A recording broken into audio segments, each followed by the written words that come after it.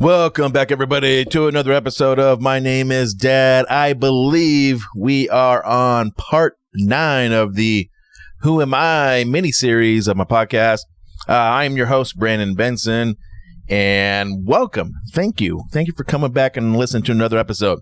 All right, let's quickly go through the sponsor, which is myself, Point B Grading and Turfcraft Maintenance, LLC. Again, I've worked in the sports industry, as we're about to learn right now, for about 15 plus years. I started my own business. I do a lot of laser grading. So I do a lot of laser grading of baseball infields and softball infields. You ever wonder, how do they get those infields so nice and smooth and flat? That's what I do.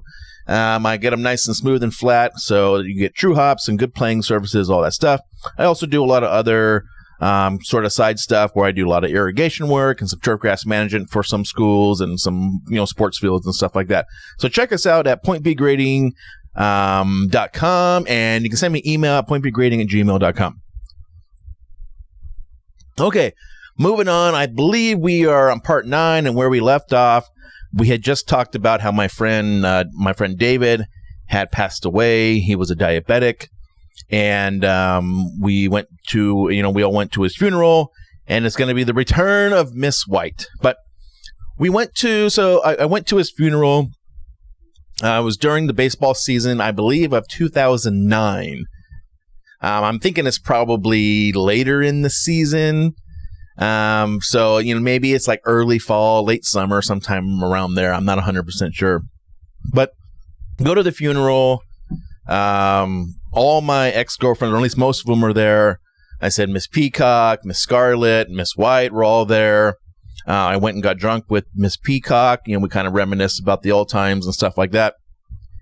But then what happens afterwards is, a week later, whatever it was, Miss White gives me a call, and she said, she's giving me a little shout out saying, "Hey, what's up?" And again, this would have been, the 4th time that we started dating. So, we went out a couple times, and, I was kind of like, a little unsure at first, but I had always loved Miss White. We always like had a thing, but I don't think either of us wanted ever to admit it, that we kind of thought we were known for each other, but we didn't want to admit it. Maybe we had a little too much pride, or maybe I just wasn't, man enough to say it. But this time, kind of like in the point of her life, she had graduated college. She was working her job. She was a teacher. I had been straightening out my life for a year and a half or 2 years, whatever it was, and getting things back on track. So this time it felt a little bit different. It felt right. It felt like this was the time. So we went on a couple dates, and we kind of decided that this is the time we're gonna get back together. And what happens is, I always say that. What happens is, but at the time, I had my apartment in Visalia. She had a 1-bedroom home in Hanford, which is the next town over, and I was actually having my own little medical problems at the time that I think only probably my parents knew about. But every once in a while, in the middle of the night, I would be woken up, and I would have these the worst pain I ever felt in my life, in my stomach, in my gut, and it just wouldn't go away. The first couple times it happened, I'd wake up and be like, "Oh my God, this is terrible." And then I would, I'd get like a glass of water and be like, "Man, what is going on?" Something. It's like, it was so painful. It's like to the point where you're like, something wrong with me, like there is something wrong. This is not just like some normal, I have cramps or something like that. No, it's like, nah, man, like something's wrong, And I didn't really have medical insurance. I had like a high deductible sort of emergency plan, So, and again, I'm 25 years old. I'm not, I shouldn't need to go to the doctor or whatever it is, But so I kept having these attacks in the middle of the night, and they got so bad that a couple of times I went to the emergency room, and I would go to the doctor and be like, I'm like hunched over. I'm like, it's like 1 o'clock in the morning, 2 o'clock in the morning. I'm hunched over. I can't barely talk.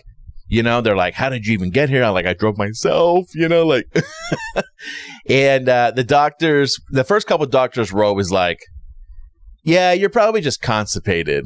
And I'd be like, nah, man, like, like you got constipation cramps or something. Like, what that feels like. This is far beyond that. And I knew that. And then one time I went to the ER room. It happened. It was a bad one. It happened in Visalia. And I remember the doctor was like, it's probably constipation. I was like, man, I've been here a couple times for this. I'm telling you, it ain't that. And he was like, okay. They're like, man, he was like, I can tell you're in a lot of pain. We're just going to give you some meds and hopefully it eases up on you and everything. So, and they did. They gave me some narcotics. I don't know what it was, but it was some good stuff, And the nurse was like, holy shit, man, like, you must have been in some pain because he don't give this to anybody, like you must have been bad, And I was like, oh, dude, I was bad. And, and then it was like a couple hours later and the nurse came in and he was like, hey man, I'm going to let you go, but just know you're not supposed to like drive within so many hours of taking these drugs, but like you seem like you're all right. And I was like, yeah, man, I just live right down the road. I lived right down the road from the Visalia hospital and stuff. And he was like, okay, I'll let you go. But then, they were like, the nurse and the doctor were like, man, you need to like go see somebody like a, some sort of doctor, whatever. I don't remember what he was. So I was like, okay, yeah, I'm going to make an appointment to go see the doctor. So I call, and I didn't get a referral or nothing, and I didn't have a primary care doctor. I'm 25 years old, and I haven't been a doctor in years, since I was 18 or whatever it was, So I call my mom, I'm like, Mom, I don't even know what to do. She's like, well, just look up somebody and call them, So it was a specialist for whatever it was, and some sort of stomach gut doctor guy. And they're like, yeah, we can get you in September. And I was like, it's June, like, that's how long. They're like, yeah, that's how long you got to wait. Sorry. Unless you get referred, you got to wait. So, okay, well, I guess I got to wait then. And I had probably like maybe one or two more attacks after that and everything. But I went to the doctor and he instantly was kind of like, yeah, you probably got gallstones. And I was like, all right, because I was like, hey, like I was like 300 pounds and I lost a bunch of weight. He's like, yeah, you probably got gallstones. You need to go over and get he's like, you need to go over to the hospital or wherever and go get an ultrasound and they'll send the results to me and then we'll know for sure if it's gallstones. So, of course, I go over and I don't remember how much money I had to pay or my parents paid it. I don't remember. I don't know if I paid any of my medical bills at this time, but that's just how it was. I was poor, And then, so I go over and get the ultrasound. They put the jelly on my belly and, they move the thing around like I'm pregnant and stuff. They take a bunch of pictures and then, I go back to the doctor and he's like, yeah, man, you got gallstones. He goes, there's a couple options. He's like, the first option is some people, they can just kind of tolerate it. It's not so bad and they just kind of live with it. And I was like, no, scratch that one off. I can't live with this shit. This is tremendous pain, dude. I can't live with this. I'm not going to live like this rest of my life. He's like, okay. And then he was like, so then basically, if this is what you're telling me, we're going to have to, take out your gallbladder. And I was like, well, I can take that thing out because this shit sucks. He's like, you don't really need it, blah, blah, blah, blah. I was like, yeah, well, if I don't really need it and it hurts this bad, take that motherfucker out. So we scheduled a surgery. It was going to be, I believe it was February 2010. So it was right before I was going to get married. So let's back up a second here. So me and Miss White, we get back together. This is probably about around that same time I'm having these gallbladder attacks. And this is like, the fall, late summer of 2009. And what happens is, we're like, yeah, this is like, we're meant for each other, blah, blah, blah, blah, blah. So I think it's like around October of 2009 or maybe November, whatever it was. I'm going to move in with Miss White. She had a one-bedroom house, an old one-bedroom house in Hanford, kind of over by the old high school there. I had my shitty one-bedroom apartment. I think my lease was up in October. So I was like, oh, hey, I'm not going to renew my lease. This is perfect timing, blah, blah, blah. So I move in with her, and we had a great time. We would go out to dinner all the time. We were single. We had money. We don't have to pay for ourselves. We had these cheap one-bedroom, she had a cheap one-bedroom house, didn't use a lot of electricity, didn't have a lot of bills. We had a car that I wasn't paying for. It was paid off. I think her car was paid off. It was like all these things.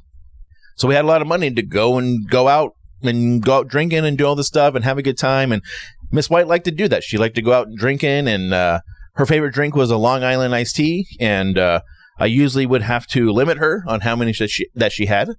But imagine that, me having to limit somebody else on how much they drink. Usually it's the opposite way. Usually people are limiting me. They're like, okay, Brandon, you had enough. I'm like, yeah, I got it. But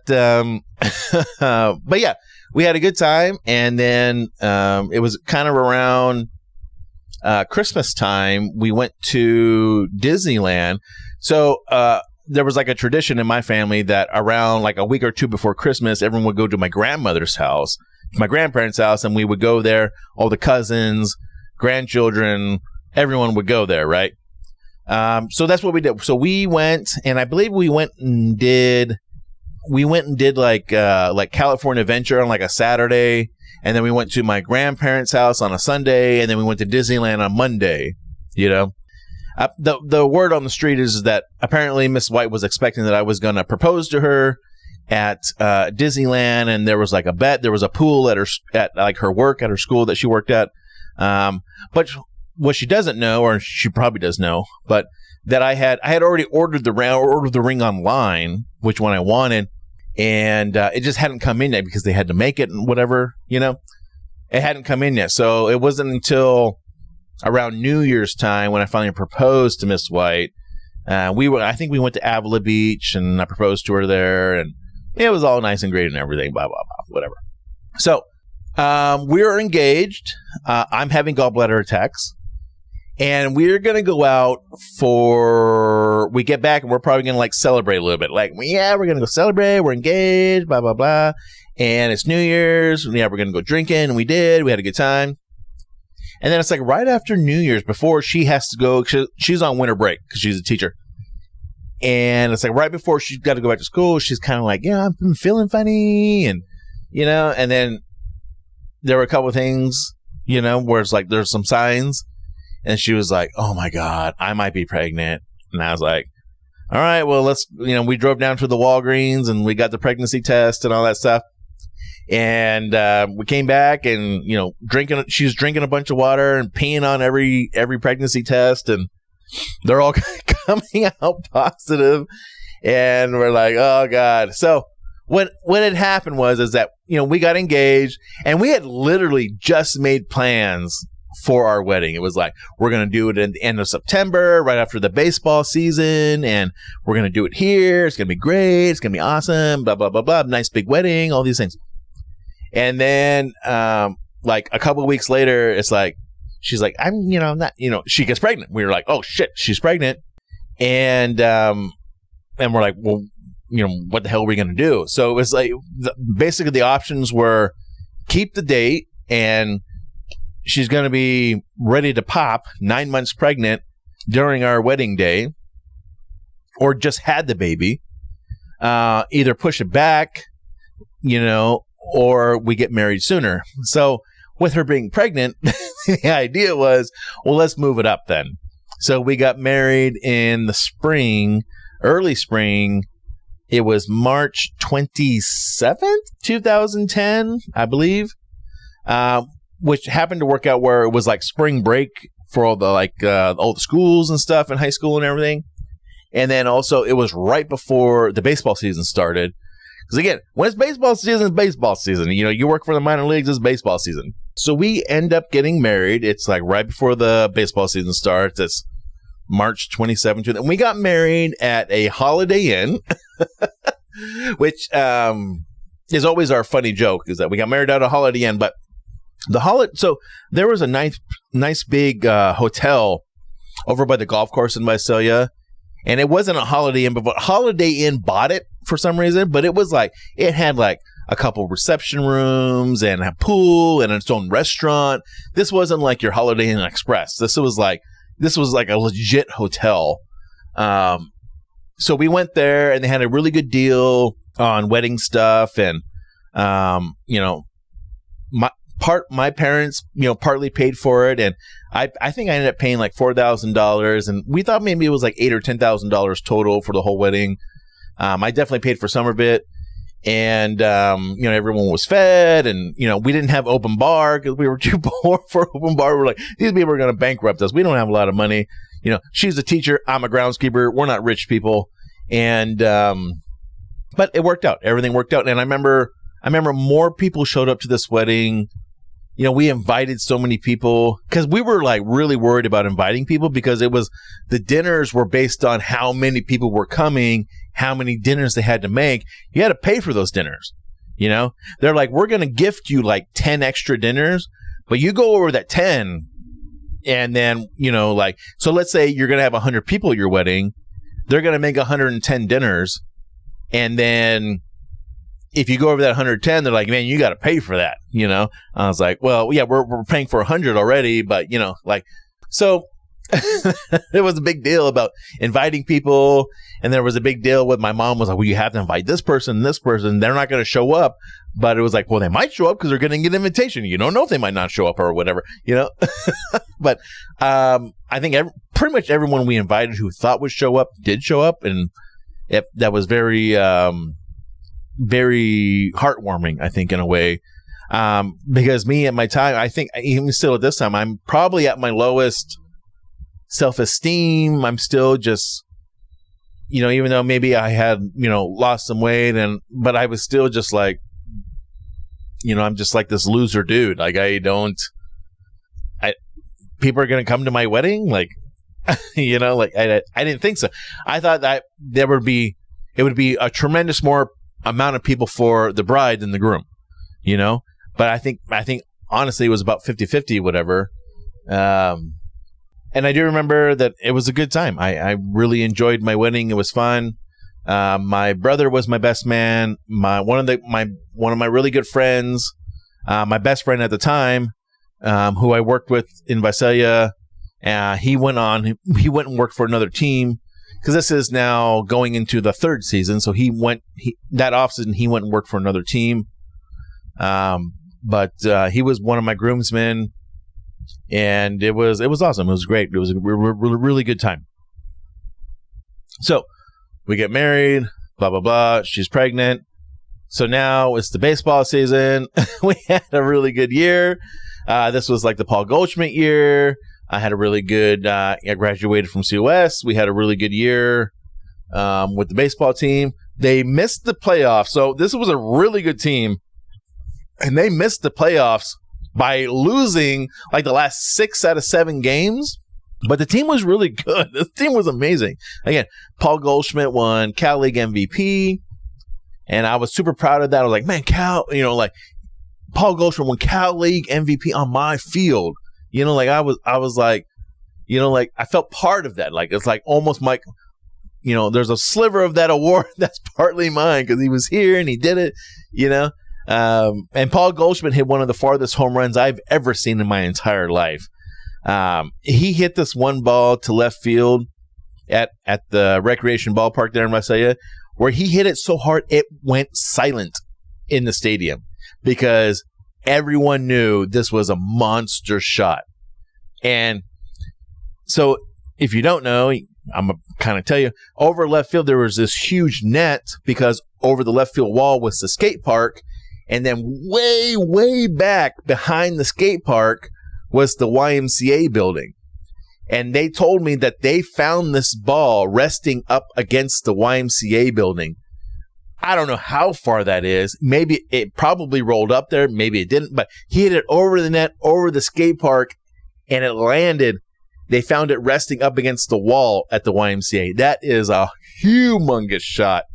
I can't even tell you how far maybe they went. 500 plus feet, probably. So Miss Whiting's pregnant. We're married. There were a couple red flags early on, I would say.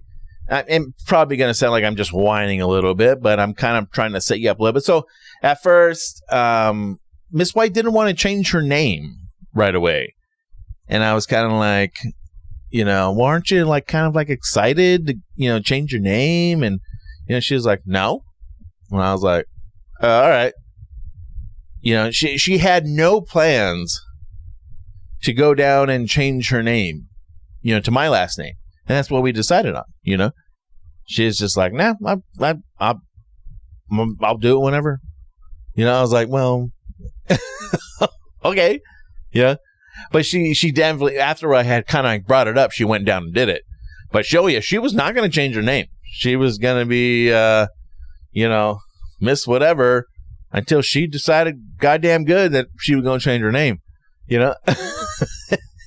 And then also on our wedding night, I do want to bring this up, that my family has sort of a tradition that if you when you get married, that my family will go over and like destroy your house, So they had like shredded newspaper they did everywhere.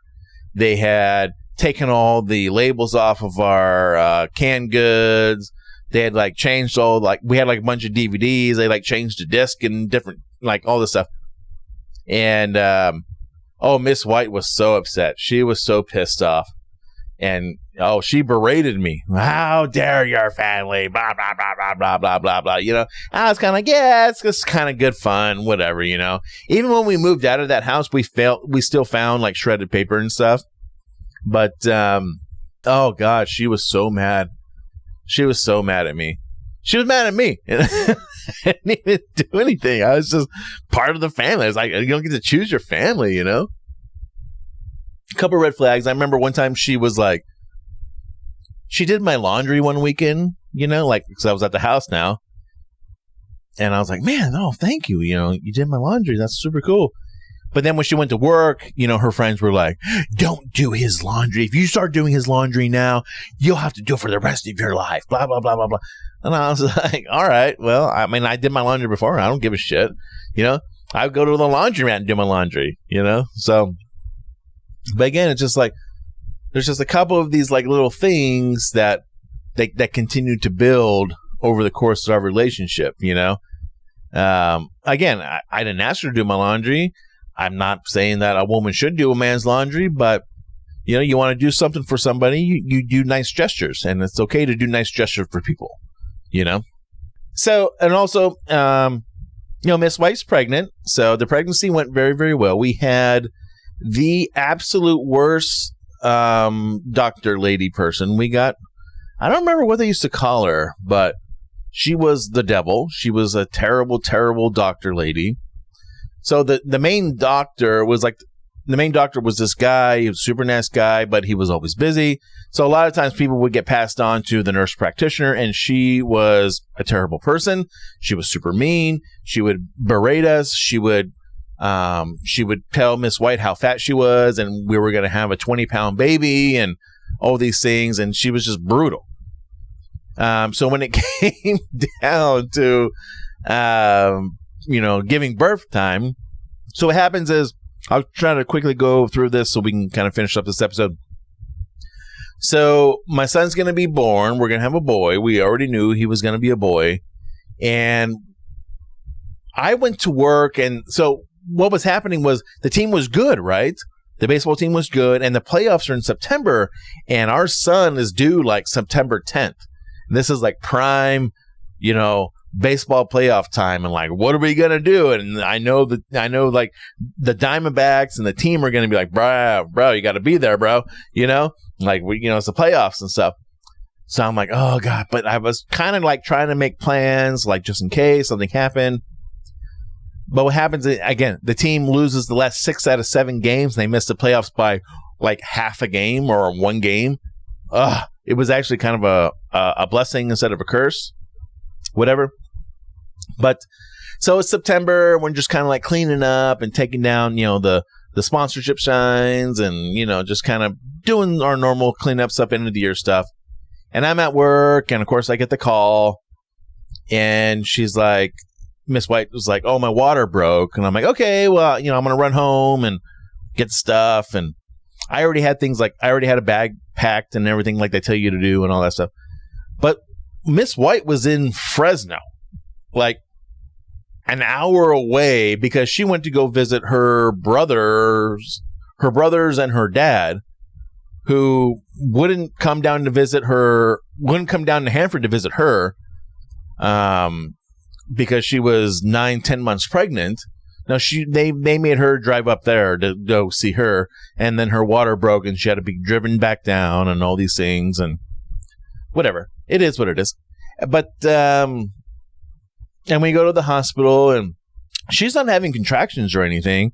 She's just her water broke. Her water broke, and it's now like September 14th, so she's overdue. She was due September 10th, whatever it was. And she's overdue and the water broke. So we go, and they have to test her to make sure that her water did break, all these things, because she's not having contractions. But then they give her the medicine because I guess your water broke and we need to start giving you contractions to get the baby out, because you got 24 hours from when your water broke. And they give her the medicine, and then those contractions started kicking in, and she was not a happy person every time the contractions kicked in. Let's put it that way. And it was, and she decided that Miss White decided that she was going to have an epidural. She didn't want to feel none of this. So when it comes time, it's like middle of the night. She's like, "Go tell them I need an epidural right now." So I would always walk out to the front desk like, "Yes, the anesthesiologist here." And they're like, "No, he's not here yet." And I'm like, "Okay, I got you." I knew he wasn't there. And then the next time the contraction kicked in, she'd be like, "Go tell them." And I would walk by, "Hey, it's me again." Like, you know why I'm here. Like, "Yeah, he ain't here yet." Like, "Okay, good. So I became really good friends with the overnight nurses, because I would go out there every 30 minutes to be like, "Oh, hey, I'm back again." But we ended up having our son, the natural way and all that stuff.